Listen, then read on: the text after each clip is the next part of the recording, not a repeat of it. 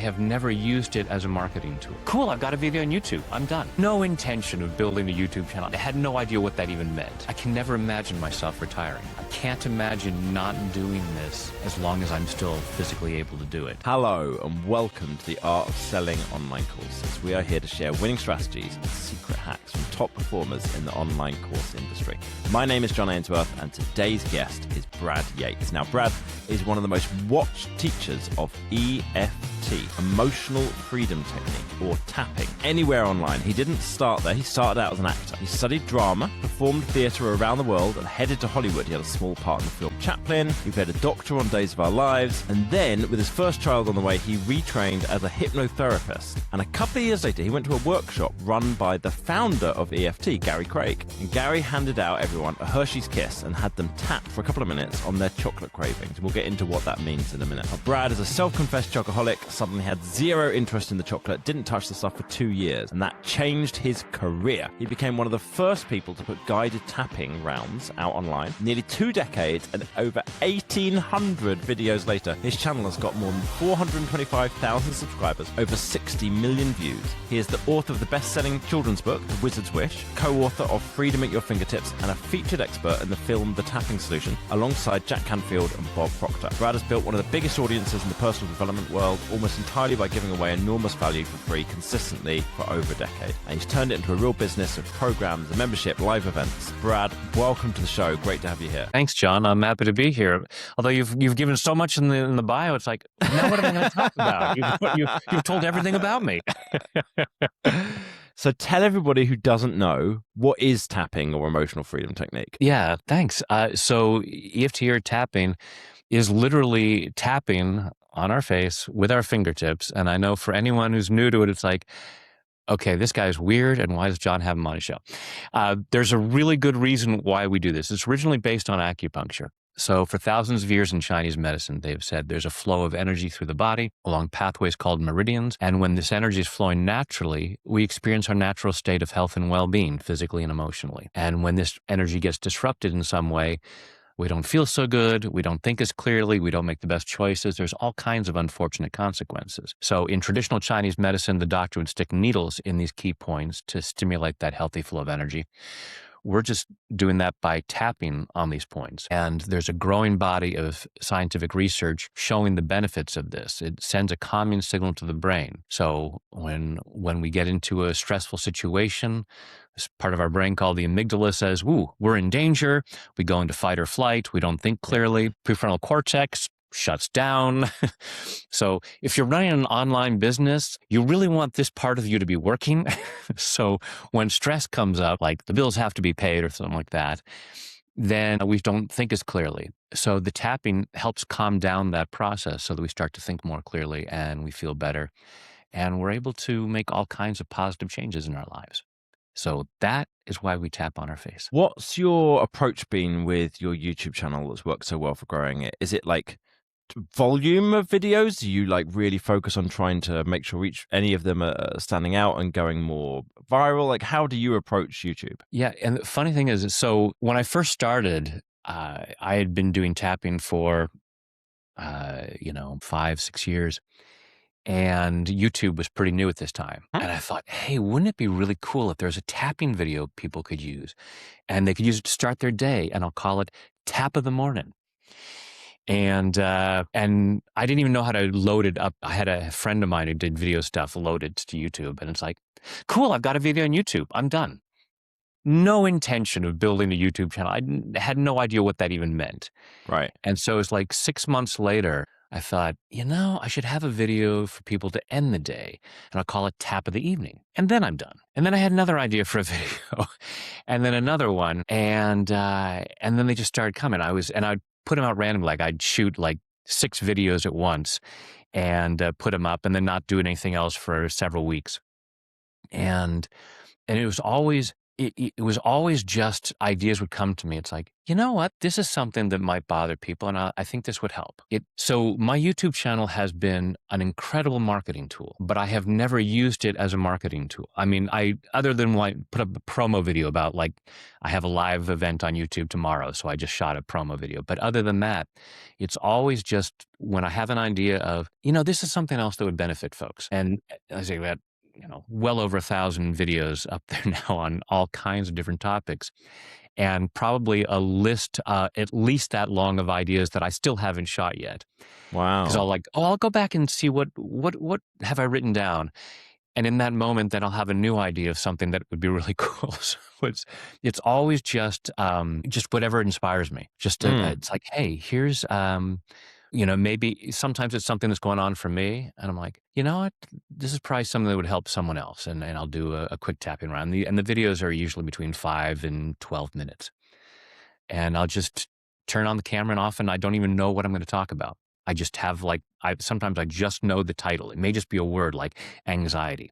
All right, turn on the camera. And it's like, hey, maybe you're struggling with anxiety. Let's see what we can do about that. Even though I have anxiety, and then I just let the ideas flow through me. And I know that like the numbers aren't something that you focus on so much. So if I ask any of these questions and you're like, I don't know, John, that's fine, we'll just move on. But like, do you know, do you have like some standout videos that are getting like most of the traffic, or do you consistently get a kind of an equal number on or similar number on most videos? Like, how does it tend to work for you? Yeah, they tend to be somewhat similar numbers. There are certain videos that I have throughout the years that have been particularly key. I have one called Being a Money Magnet. Mm-hmm. And so that's one that just people were drawn to. I have one called Fear and Panic. I have one on anxiety. And so those tend to get a lot of views consistently. And some of these are, well over a decade old. I've been doing this for almost coming up on 20 years soon. So I see one here from 18 years ago, having a search through. So yeah. Yeah. And yes, I have gone through YouTube coaching, and it's like, here, go find out what your most popular video is, and then do it again.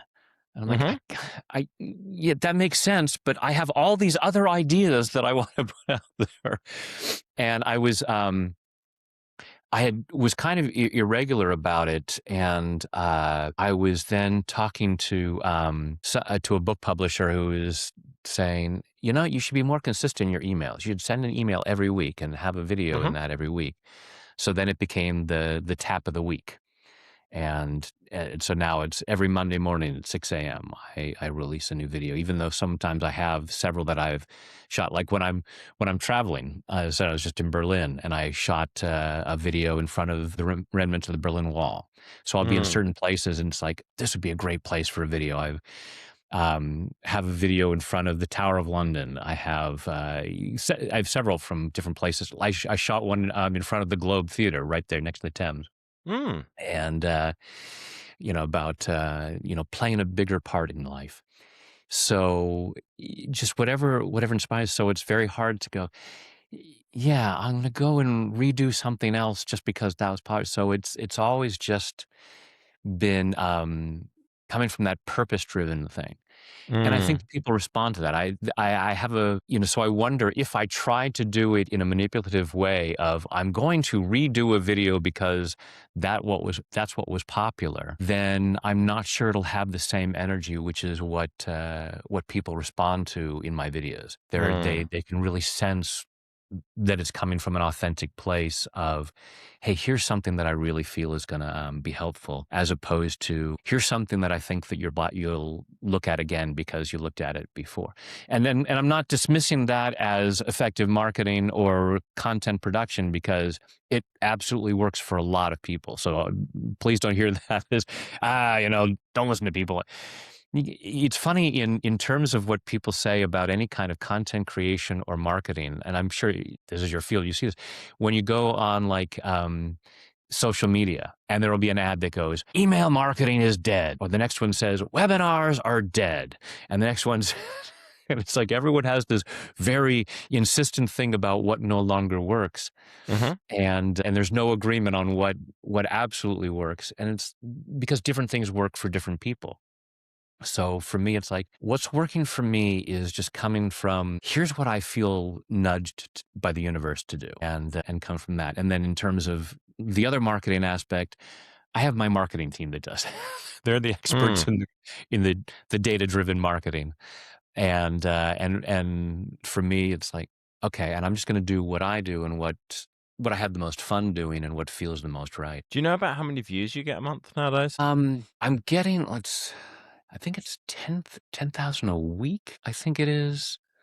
Okay. Um, I keep, I do keep a track every Monday. I go in and mark down. Okay, how many subscribers I have now? Hmm. What's my total views?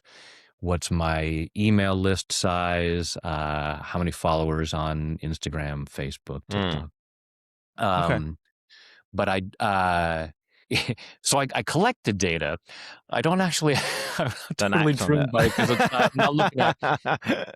hey, there were 5 more new subscribers this week. What did I do this week Yeah. that, so it's encouraging to see the numbers. And again, that's what my marketing team does. They collect that and they see, okay, when we put out this ad, this got more views and Mm. this. And so, developing things based around that. So, but it's usually, I think it's about 10,000 views a week was one of the, uh, recently I was looking at something like that. Cool. Maybe that's a day. That may be 10,000 a day. It's been some time since I was figured out those numbers because I was, um, but yeah, it's a fair few. It's not viral. Hmm. The world is still not totally on board with this. Mm. Viral videos happen particularly when people are sharing them and go, "Oh, you've got to see this." And people it's really easy to share something, a funny cat video. Hmm. It's harder for a lot of folks to say, "Hey, I just tapped on my face watching this guy tap on his face. You all should be doing that as well." Mm. And I have plenty of Mm. people who do that. Plenty of people who say, "I share your videos with everybody I know," but it's a lot of people don't. There are professional athletes. I had a professional hockey player reach out to me recently. Mm. Plays professionally and is also on his nation's Olympic team, saying, "I watch your videos before every match." Doesn't put that out on his social media. Mm. Yeah, yeah, yeah. So some people, it's like, yeah, it still looks a little weird. So little by little, there was Emily Blunt. There's a scene of her tapping in the new Devil Wears Prada too. Oh, yeah. So it's little things like that, just peppering it into the mainstream, and so that people see it and go, "Oh, okay." And little by little, it's getting there, but there's still that weirdness factor that kind of stands in the way of it going too viral. If someone's watched your videos and they're like, I want to go deeper and they want to work with you, what's the options? Like, courses, coaching, you mentioned you have in-person workshops. Like what do you provide people as ways to work with you? Yeah, so I have a couple of different memberships. I have a Hmm. daily one where it's called a daily intention alignment. It's just 15 minutes. We get in. I have people imagine what they want to create, check in with what their body feels like in terms of how acceptable that feels, and then we do a quick tapping round, and that's it. Just 15 minutes, so it's easy to put into every day. Then I have a weekly tapping membership called Advance, where it's an hour long every week, and Okay. and then I work with folks on Zoom. So I'll have dozens of people on the call, but I'll work with 3 or 4 people individually, and then everyone else gets Mm. benefit from that. That's one of the great things about tapping is that if you and I are tapping on some subject that's personal for you, anyone else who's tapping along with us will be able to benefit. And that's a great thing about doing the live workshops as well, is there's this incredible energy there. I always come back to London because that's where I get my biggest crowds. Oh, interesting. um, and uh, I wonder and if my then I mum's been have to any of your sessions. She regularly she studies around tapping and has done that for years. oh, okay. Yeah, I'll ask her later. Cool. And um, and then I have a bunch of online programs. So, Mhm. and that was one of the things that was really key. When I started working with my team five years ago, Mm. and they were really good about saying, "Okay, you've got all these little one-off kind of things. Let's help you create like a flagship program." Right. So I have several evergreen programs Mm. that just steadily have that passive income. Nice. And what's the pricing on your different offerings? Most of the online programs are, see, one of them, I think the highest end one is like 297. So I Mhm. don't have a lot of any of the really high end. I that for my private coaching, I do that. I try to make most of my programs accessible for as many Mhm. people as possible. Yeah. So they range from say $27 up to 297. Okay. And then how much are your memberships? The membership, so the daily intention alignment is only $20 a month. Okay. That's designed to make it as easy as possible for as many people as possible. And then the weekly advance call is $97 a month. And then there's, if you pay for a year, you get a deal. Yeah. Yeah. And then are those completely asynchronous, or are you doing either of those like live at a set time every day, or how does that kind of work? Yeah. So the daily intention alignment is always live at 8 a.m. California time. Mhm. And, just because it's like, there's no time that works for everyone because I have an international Yeah. audience. That's like I try to do when I do a lot of live events on YouTube. I try to do them at 1 p.m. Pacific because Mhm. it's not too late for the people in Europe. It's not Mm. too early for the people in Australia, Mm. and I have a lot of audience in Europe and Australia. So I was trying to find that with the weekly classes. I alternate each week between 10 a.m. Pacific and 6 p.m. Pacific. So Mhm. uh, people in the U.S. can generally be there every week. Folks in Europe, it's every other week. Folks in Australia, it's every other week, and they get the recordings as well. Maybe a third to a half of the members will be on the actual live calls, and the Okay. rest wait for a convenient time on the thing. It was nice when I was recently traveling through Europe because 8 a.m. Pacific is 5 p.m. Europe. So that was Mhm. always uh, convenient for me. Usually it's like, okay, we've done whatever touring we're doing. We're Yeah. getting ready for dinner. I can take 15 minutes and do this call from pretty much anywhere. I shot one in a field up in Interlaken in Switzerland with the Alps in the background. So it Nice. was kind of cool to be able to do things like that. Then how does it tend to work in terms of somebody getting onto one of your programs? Is it like, is most of your income come because you've sent out these email promotions to them? Do people coming direct? Do you know? If you don't know, that's okay. Well, yeah. So my a lot of it is just, people coming and watching my videos on YouTube. Mhm. Someone's either a friend has told them, their therapist has told them. I've had people say their doctor has told them to watch my Oh, yeah. videos. And so they will, maybe after watching a few, maybe just after watching one, they'll look in the description box below Mhm. and follow up and say, okay, let me take a look at what else is there, Mhm. and maybe sign up for something. The My team runs Facebook ads, Mhm. so there's ongoing things from that with some of the online programs, and then they'll put out some ads sometimes for live events that are coming up when a Mhm. new program's coming. Like I've started a new program next week, a 5-week program, which will then be an evergreen packaged program. But I'll shoot it live, and and then I do a certain amount on social media, putting things out there, and so people will find me from Instagram or Facebook or TikTok, and they may just watch the videos there, or they may say, "Oh, I want to see a little bit more," and then go from that, and then either buy a one-off program, or they'll join up for the memberships.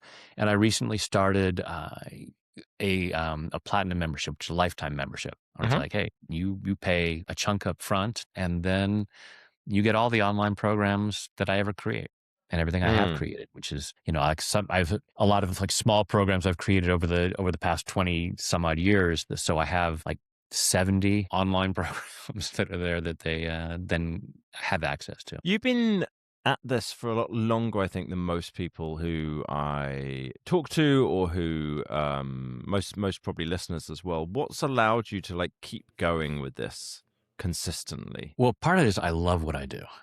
Okay, that helps, It's, right? it helps. I was recently talking to someone, we were talking about retirement, and I thought, I can never imagine myself retiring. Mm, I can't imagine not doing this as long as I'm still physically able to do it. And, it's pretty much just sitting here in front of a camera tapping on my face, so it doesn't take a whole lot. Um, and And I think, and people pick up on that. So there's an energy mm. about that. I early on, well, it wasn't too early. It was like 5 years in. I was talking to a coach, and she was like, "Oh, you need to be much more energetic in your videos. You need to be like this and that." And I said, "You just totally don't get what I do." um I don't know what school you're from, that it's like this is what it should always be, and there are certain coaches that absolutely works for, Mm, but that's not my vibe, and my vibe isn't going to be right for everyone. And mm, I'll have people say, you should do tapping more like so and so. I'll say, well, if they're already doing it that way, why do you need me to do that? It's like, well, so mm, you don't lose followers like you did me. It's like, if I tried to do it that way, I would lose my followers. If I try to do it differently, not everyone is mm, going to, for anyone. This is true of anyone. Not everybody likes Taylor Swift's music, but she's filling stadiums. mm, So, that's part of the thing of being out there and building the business, is recognizing what we have to offer isn't going to be right for everybody, and mm, just be okay with that. Because then you look at, okay, so what is most right for me? As I was telling you earlier, I'm a big Bowie fan, and Bowie talked about how the worst part of his career was the mid 80s. After the mm, success of Let's Dance, he suddenly was playing much bigger audiences, and there was pressure from the label to make more of that kind of music. And he was now trying to make music for a particular audience instead of what he wanted to make. mm. And he was Yeah. miserable, and it resulted in his least awesome album. and Still awesome, and is that? Okay. so and he got back to, it's like, I want to make the music I want to make. And so for me, that's the Mm, thing. It's like going with that instinct. Now, obviously, if I was getting no views and making no money, I may have to rethink what was working for yeah. me. Yeah, It's I like, think that's okay, tricky, if this isn't is it? just so. It's like a bit of a balance there, isn't there? Of like, it is important that you if you want to enjoy it and you want to keep going at it for a long time, then you do need to do it in the way that you really like. And the same with an artist making the music they're interested in. But if the fans don't like it, then you can't expect to make any money and have success with it. So it's like, how do you make the two of those line up? Right. Well, and there are probably artists out there, musicians, who work a day job so that Hmm. when they play music, they play exactly what they want. And it's like, I'm not willing to compromise my art. I can make money in other ways. And that's absolutely fine. There's no wrong way to do life if you're enjoying it. Mm, So I know that there are things I could be doing with content and with marketing that would probably bring me a lot more money, hmm, but I wouldn't enjoy it. mm, It would feel off. And so success to me is not measured in income. It's part mm. of it. I mean, I really enjoy that I, earn an income such that I can spend a month traveling through Europe. And, Yeah. that I have all the nice things of life. Mm, I don't need to be a billionaire, and there's nothing wrong with being a billionaire. It's just that there are. It's not the lifestyle that I am. That I'm. I have a life that I love. I sit there mm. on a daily basis, going, I am having such an awesome experience of life. And and there was a time when it's like, okay, it would be helpful to reach more people, and this marketing team reached out to me, and called Conscious Digital, and they were people who'd been in the personal development field and didn't like some of the marketing where they were working for companies where it became the market where it was income over impact, and they kind of felt that those people had kind of lost the plot. So they said, we want to work with people who it's it's the purpose driven. Mm-hmm. And so one of the folks had watched my videos and like my work, and they reached out and said, hey, would you be interested in working? And so Mm. we've had this great partnership. And there's, as I was saying to you earlier, there are times where they try to put out some emails, and I'm like, I'm not comfortable with that. I Mm. understand that from marketing 101, why you want to say it like that, but it doesn't feel quite right. It feels like it's saying something that is not in my philosophy. Mm. So I have to temper them, and I also don't let them send as many emails as they would like to send. Right. So it's finding that balance of recognizing what because it's the golden rule for me. I get frustrated when I'm on some email list and I just get bombarded over and over. So it's like I don't want to Mm. do to other people what pisses me off. So it's finding One that thing that place and recognizing that there's a value to it. So it's not a matter of I'm never going to send you anything Mhm.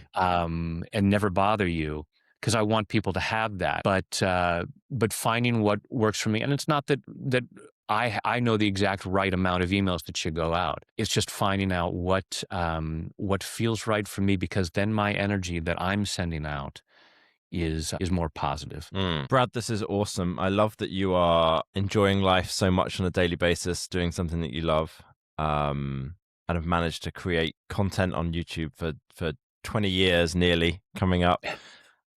This is fantastic. It sounds like you've built yourself really a business that's kind of based around your life and what it is that you want your life to be like, and then helping people. So massive congratulations. This is fantastic. Thank you. Thank you. I'm very blessed. I really appreciate you coming on. This has been an awesome experience getting the chance to talk with you. If people want to go check you out, they want to go have a look at your YouTube channel or your website, where should they go? Thanks, John. The best place to go is my website, tapwithbrad.com. And it's the same on social media, Tap with Brad on YouTube, Instagram, TikTok, Facebook, all that. Beautiful. Amazing. Brad, thank you so much for coming on today, man. I really, really appreciate your time. Thank you.